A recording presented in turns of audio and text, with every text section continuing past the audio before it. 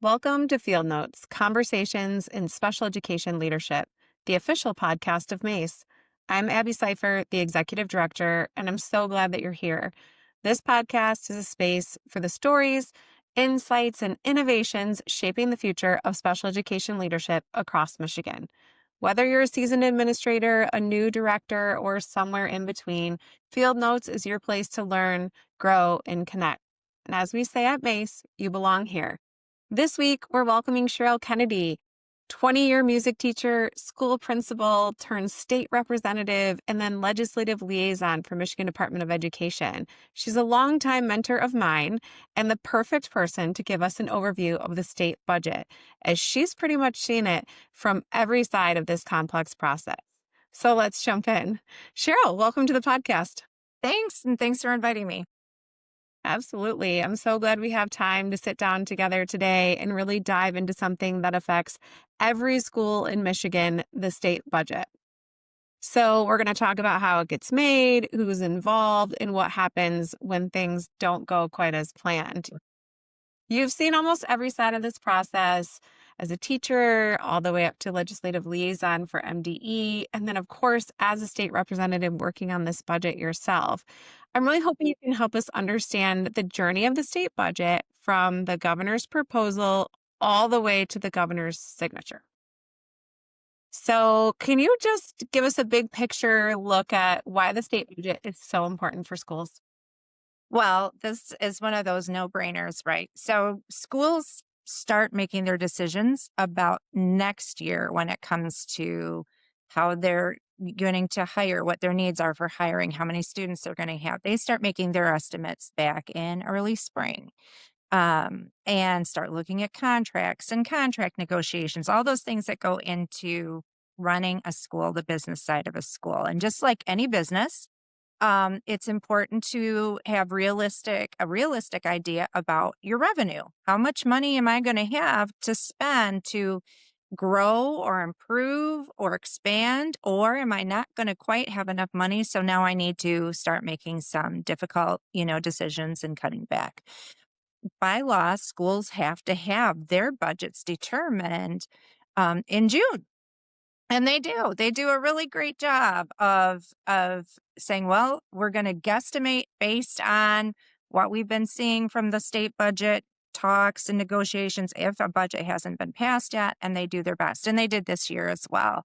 But it's really kind of throwing spaghetti at the wall and hoping that something sticks, because if you don't have good information to base your decisions on, then you have to just kind of base it on worst case scenario. And that is never the best way to grow and expand and improve practices. So it's really, really important that that the state budget is thoughtfully done. It's not up for good when it's rushed, but it's also really important that it's done in a timely way. So it's also complex because school fiscal years don't necessarily align with the state fiscal year, correct? Right. Correct. We have all kinds of fiscal years, right? So one fiscal year with the school budget is you have to have all your bills turned in or your receipts turned in by June 30th. And then the next year starts on July 1st. But the state budget doesn't have to be passed until October 1st.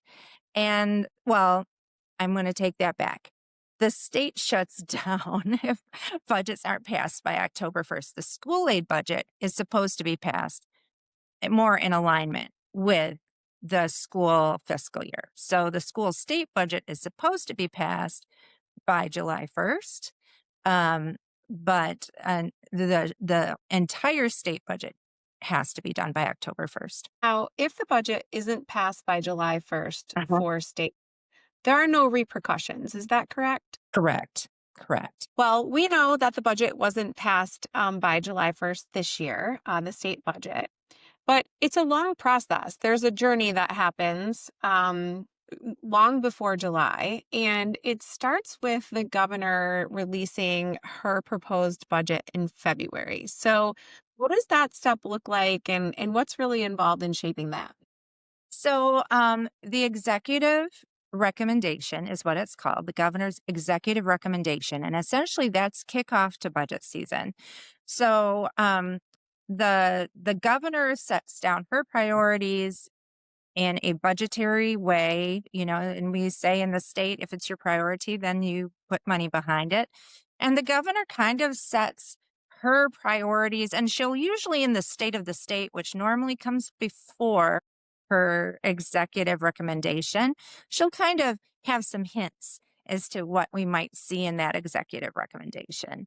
And she puts that we call it the exec rec in short language. She puts her exec rec out in February, but the work begins to advocate for things to end up in her exec rec right now. Like October, November, her office is having all kinds of stakeholders and constituents and state departments that are putting forward their proposals and their priorities and asking the governor to consider those priorities as she puts together her executive recommendation. In the past, we've seen a number of MDE priorities end up in the executive recommendation, but that's because the folks at MDE have put together a budget. We put together a plan for how those dollars would be spent and accounted for. And then it was our job to convince the governor that this would be the best way to spend state revenue in the K-12 world. And this is really a way for her to kind of indicate what her priorities are. Is that correct? Based on how the Absolutely. Absolutely. We've put, MDE has put forward things that weren't part of her priorities. And she'd say, Not this year, maybe next year." And I think a really good example of one of her priorities was free, preschool for all, right? That was very definitely a governor priority. That was a big part of one of her executive recommendations. So when I first started doing lobbying, I remember hearing about something called the Consensus Revenue Estimating Conference. Uh-huh. And the first time I attended, I thought, oh wow, this is very technical. There's a lot happening here in terms of how we know how much revenue we have to spend as a state. So that's the next step. Can you talk to us about what we call the CREC?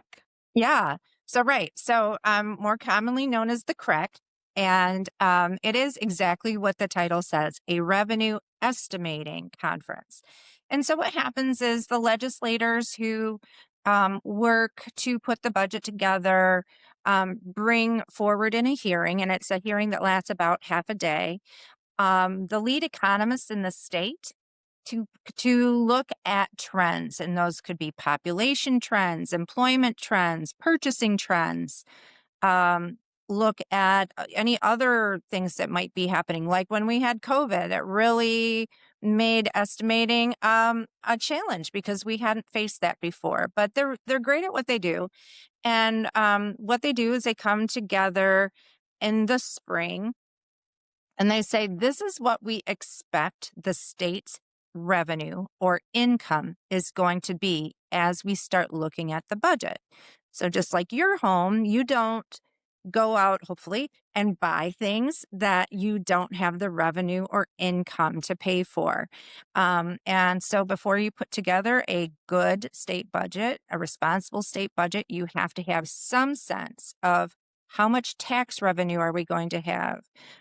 Where does that revenue come from? What type of fees are going to contribute to that revenue? And this is the really important part. How much of that revenue is going to go toward the general fund, which covers all state government and services, and how much of that is going to go by law to the K-12 fund, the K-12 budget, which by law can only be spent for in the world of education. Now, it used to be could only be spent in K-12. For the last few decades, there has been expansion to pre-K and also colleges and universities that are eligible for those dollars according to the more recent budgets. And are community colleges fully in school aid at this point? or significant? That's a good question because that's not the budget I pay attention to, but I believe that the majority, yes, I do believe the majority for, I don't want to say absolute because there's always little odd pieces of revenue that sneak in, but I would say the majority of community colleges are paid for from the K-12 budget. And I will say also that one of the questions I used to be asked all the time as a legislator is, what about the lottery money? I play the lottery. Why isn't that paying for schools? Well, it's a portion of it. It's about 15% of the K-12 budget comes from lottery. But we can say now that the entirety of the lottery dollars are going to colleges and universities. So K-12 really isn't seeing any of those dollars anymore. Yeah, well, I appreciate you guesstimating with me. We won't hold you to it, but I think it's fairly accurate. So it's really become more of an education budget than a K-12 education Yes. budget. So, the governor puts out her recommendations, and then the consensus revenue Mhm. estimating happens. So there might need to be some adjustments, and then the House and the Senate put out their own versions of the budget. So, how similar or different are the House and Senate versions typically? This is the interesting thing. So, people often in our world, it's such a partisan world now, they think, oh, well, if it's all Democrats, then the budgets are going to be the same. Or if it's all Republicans, then the budgets are going to be very the same or similar. And my experience, and I've had experience serving as a legislator on appropriations when we had a Democrat governor and Republican House and Senate. And also, I've had experience at the department when we've had an all Democrat um, governor, House and Senate. And the budgets reflect the priorities of the chairs of those budgets and their leadership in the House and Senate. So just because you are similar in party does not mean that your budgets are going to be identical. They can be very different. I've worked with a leadership that prioritized English language learners, and the other chamber, same party, prioritized at risk. So those types of things can be different. But in general, the governor sets her budget. And then if you're of the governor's party, you try to support as much of her priorities as you can while also keeping your own identity as a separate but equal part of state government. This year, the budgets were widely and wildly different, which makes it extremely difficult for schools then to think, well, they're within a certain amount of money. Our budget is going to be within a range of $100 to $150 per pupil when it all shakes out with all of the extra line items.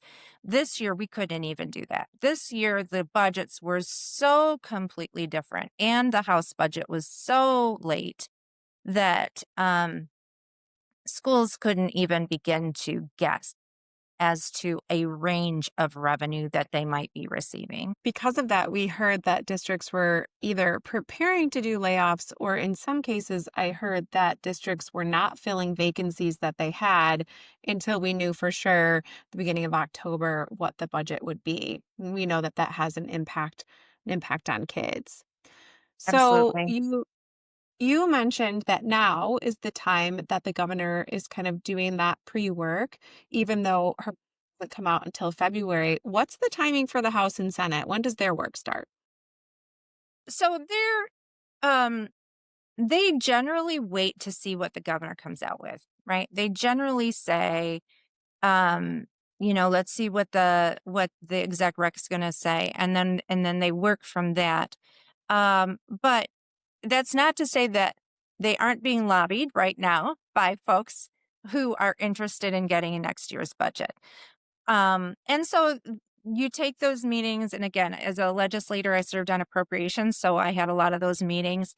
And you take those meetings, and it's more of an educational time. Oh, I want to learn about what your organization does, or What do you contribute to the K-12 budget? Um, and were you in last year's budget? And how much money did we spend last year? And what were the outcomes? So this part of the year is more educational. And then really the work really gets going traditionally. This year was a little different, but traditionally the work really gets going after the governor's executive recommendation. And then there's one more step that tends to come uh, closer to May. And that is when after the second revenue estimating conference. So we have two. We have one early in the year, and then in May, we have a second. And by then, people have paid their taxes. So that revenue estimating conference has real hard numbers that we can rely on. We're still estimating because the year isn't over yet, but it's much more solid. And sometimes those initial budgets that may have been passed from the House and Senate uh, in April, May, after the revenue estimating conference, they might get adjusted because numbers are adjusted. And that leads us to the conference committee. Yeah, tell us about the conference committee. How does that work? And then how do lawmakers actually reach a compromise? So, conference committee is a fancy name for the people who actually make the decisions to sit down in the room and talk it out. And again, it's not even so much about party. So when we had an all Democrat Senate and House, we still required a conference committee because the Senate and House had different priorities, and also the governor had her priorities. So in that conference committee, you'll have leadership from the House and Senate, um, someone from the state budget office who's really representing um, the governor's priorities. And in the past, member of MDE, the last 4 years prior to this year, I was invited to be a part, not so much advocating for one side or the other, but just to be that more technical expertise in the room to say, oh, that's not how we pay per pupil. That's not how we do that type of grant. Here's another way you could do that type of grant.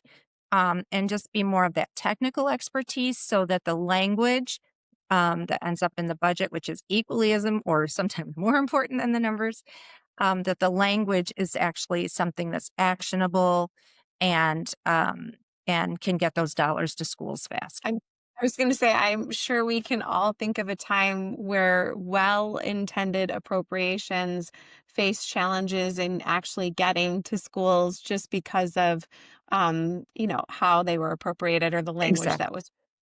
It makes a lot of sense why MDE is in the room to help avoid any of that. Yeah, you said something that we might want to explain for our listeners. The K budget, we've already talked about that and who that money goes to. The other budget, there's two budgets. The other budget is general fund budget, and in that is where the Michigan Department of Education funding comes from, correct? Correct. Yes. So Where K-12 dollars cannot go to fund the department. Only general fund dollars can fund the department. Now, general fund dollars can also fund K-12, but more recently, our K-12 budget has been a healthier revenue budget than the general fund dollar.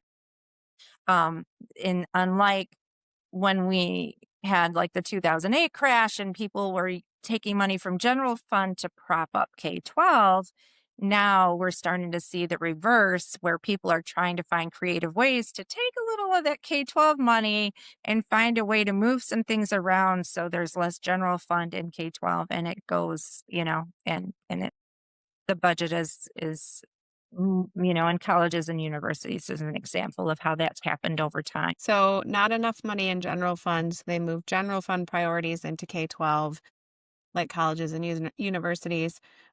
We have a lot of acronyms in special education, and I find that the Lansing world has its own kind of language that not all leaders understand. One thing people heard a lot about, you mentioned the House and the Senate budget proposals were quite different this year.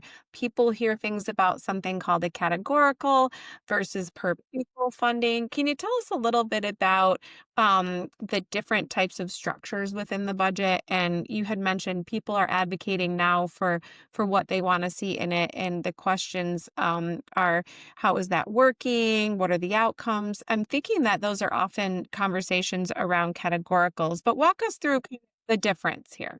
Sure. So think about your per pupil foundation allowance as the baseline amount of money that every school gets based on the number of students that are populate their school. There are a few schools that are called out of formula. That's because they have other income revenue streams um, that would make it an inequitable system. So there's a few out of formula schools. So I don't want to include them in this conversation. But most schools are what we call in formula. And so you get a baseline. And I think this year we landed on $10,050 per pupil. And that's what you're going to see in the headlines, right? Greatest increase in per pupil spending in the history of Michigan, and everybody's celebrating. But that's just one part, a percentage of what schools rely on for revenue. One of the things I was most proud of when I worked at the department was creating a more equitable budget. And so equity means that if you have greater needs, greater student need, greater costs associated with your individual situation as a district, that you get a little more money to support that. So, for example, rural schools might have a greater amount of transportation costs. So, our budget includes some extra transportation money if you're one of those schools. Some schools have higher populations of English language learners. So you get another line item or uh, another line item in the budget that supports those English language learners. If you have more at risk students, students of poverty, there's another line item in the budget that has a formula. And so the more students of poverty you have, then the more or economically challenged students that you have, the more dollars you get to help support the extra costs for those kids. If you have greater number of special education students, you have additional dollars to support that population of students. So if you just think about that per pupil foundation allowance as the most basic minimum amount, but then you add on all those other what we call categorical line items, schools could actually be receiving closer to to $14,000 per pupil based on the specific needs of that school. And that's why those categoricals were so important this year. There was one budget that came out early on that had no categorical dollars. It only had, or maybe one or two broad categoricals, and then a foundation allowance. And folks that have to make those school district budgets balance recognized that even though it was an increase in foundation allowance, it would have been a decrease, perhaps of up to $2,000 per pupil without those categorical. And we're kind of hearing that now with the final budget, even though districts saw an increase in their per pupil, not all districts saw an increase overall just because of other changes that happened within the budget. Is that right? Yeah, that's true. Yeah, and there were there was a categorical that's been in the budget for a long time. I think it's called Project Search, and Project Search is one of those categorical line items that goes to help support um, special education students who are adults and train them for jobs and get them employed. And that it's about $1 million to support that program. It serves public school K-12 and saves the state about $11 million. And I think it was not included this year. And I think it's just because the budget, even though it was so late, it was also very rushed uh, before people really started talking about it seriously. And I think that was an error. I'm hopeful that we'll get to a point um, in a supplemental budget. We can talk about what that is later. But um, that some of those items that might have just been erroneously removed because it was considered maybe misunderstood that it's not a vendor like the serves K-12, that hopefully some of those will find themselves back in. I'm actually glad that you brought up Project Search. We support Project Search as an organization and house it here at Mace. And you're right. In supporting students to find employment and reach their post-secondary outcomes earlier than having to age out of the system Mhm. at 26, helping them reach those post-secondary goals, have competitive paid employment in hospitals, banks, Grocery universities. stores. Yeah, all Mhm. of these great locations that they partner with. I agree with you in terms of, hoping that it was simply an oversight in the rush of the process. For our listeners, Project Search is funded for 2 years at a time. So we do have funding through this year, which gives us an opportunity, like you said, to Mhm. meet with our legislators and start that education process to just teach them what that means, and that a small investment on the front end saves the state, like you said, millions of dollars on the back end and improves outcomes for our young adults. So I appreciate you bringing that up. That's a great example that'll resonate with our listeners. So the last step in the process, once both chambers pass this budget that they've agreed upon in the or in the conference committee, it goes back to the governor's desk. Is that correct? Yeah. Okay, that's the final stage. I want to loop back to something you said earlier, and we would get to it later. Um, just thinking about upcoming opportunities or checkpoints, you mentioned the idea of a supplemental budget. Mhm. Can we just talk real quick? So the budget's Sure. finalized, the governor signs it, but there is an opportunity to make some changes. Is that correct? Supplemental? There could Okay. be an opportunity. It comes right back to legislatively if there's an interest in that opportunity. I will say that usually, at a minimum, when budgets are pushed through, and they're usually, believe it or not, it feels like we have forever to put together a budget, but somehow I can't tell you the number of weekends, usually over Father's Day, that I got 3 hours of sleep every night for 4 or 5 days because we finally get the numbers and we're finally doing the budget. And so there's an opportunity for mistakes and oversight to happen. So minimally, we hope that there's a December supplemental budget that can go back and say, oops, we made a mistake in the way we put this boilerplate or that boilerplate or this amount of money or that amount of money. And it's an opportunity for an adjustment and in the budget. Sometimes we end up with more revenue in December than we anticipated in June or July. And we have some extra dollars to spend. And so that's a great opportunity to say, oh, you know what? We had that other thing that we couldn't quite afford, we thought in June. Actually, we can afford it. Let's go back and put that in a supplemental. If the supplemental doesn't happen in December, there's also another opportunity in January or February. I've seen that happen, especially during election years, because election years are crazy. But if you don't have a supplemental by February of the next year for the previous year's budget, usually what you hear is, well, we'll just do that as a part of next year's budget. Got it. So Okay. timing is everything. I'm hopeful that we will have a supplemental in December this year because there were a number of items that I think were mistakenly removed that really need to be put in, like project Great. search. Well, I appreciate that, taking us through the full budget cycle. When you're so focused on your job in district, it can be hard to keep up with where we're at with the process. And sometimes the language, you don't have the context or the background for, even the vocabulary that people are using. And so I hope that this opportunity helped our members sort of come along in what just happened and just be proactive and informed as the process starts to roll out for next year. And Sheryl, you and I had the opportunity to work together, and I think you are just a great example when our lobbyist says, legislators, they're just humans. They're just, people like us who have made a choice to run for office. You were a middle school principal. I was a special education director in the district.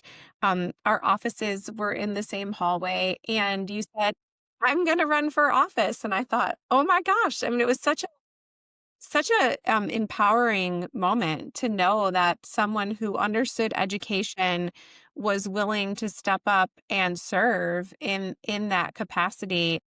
And so because you were a school administrator, like so many of our listeners, I would just love to hear what called you to run for a seat in the Michigan House, and what advice do you have for anyone who may also be considering running for office? It was the stars kind of had to align on one side of the ledger of decision making, in that I would be running in a seat that had been term limited out. So I wouldn't be running against an incumbent. And that was a big part of the decision, but I didn't know anything about putting together a campaign or fundraising or anything like that. The reason that I was called to do it was, even though we were getting small per pupil increases year over year, they were not keeping up with the cost of inflation. We were having to pay out additional dollars for teacher retirement. It was, 2012 ish that all of those things started to happen.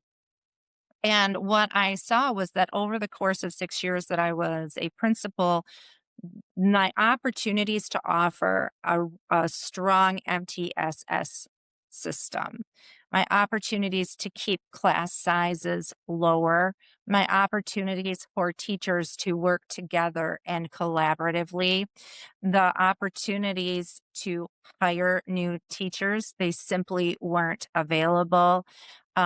There were no substitute teachers available. I used to say I was the highest paid substitute teacher in Walled Lake because I was administrative, I was on my administrative salary and spending a good part of my day filling in those holes in classrooms. My teachers were missing their preps because they were subbing and filling holes.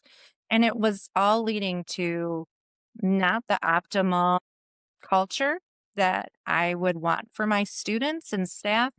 It all came down to the people who were my perception was the people who were making those decisions in Lansing had no clue what those decisions looked like in the real classroom, school or classroom or hallway, or district. And I'm a problem solver. So I said, well, if I could have a voice at that table, that's what I want to do. And that's what I did. We're seeing record number of educators becoming legislators, which is really, really exciting just because they bring, that background and experience and voice to Lansing. So, Sheryl, I just really appreciate you helping us unpack this complex process that we call the budget in a way that makes sense. You've been a great mentor to me, and I'm so glad that you're consulting with Karub Associates so that you can be a part of the MACE team. Today, we learned that Michigan state budget isn't just about numbers, but it's about timing, teamwork, and understanding how every decision at the state level affects our schools and our students. So thanks for tuning in today. Thank you, Sheryl, for being a part of this podcast. Be sure to follow Field Notes on your favorite podcast platform and connect with mace.org to stay in the loop. New episodes drop the first Friday of every month. Until next time, stay curious, stay connected, and thank you for the work that you do.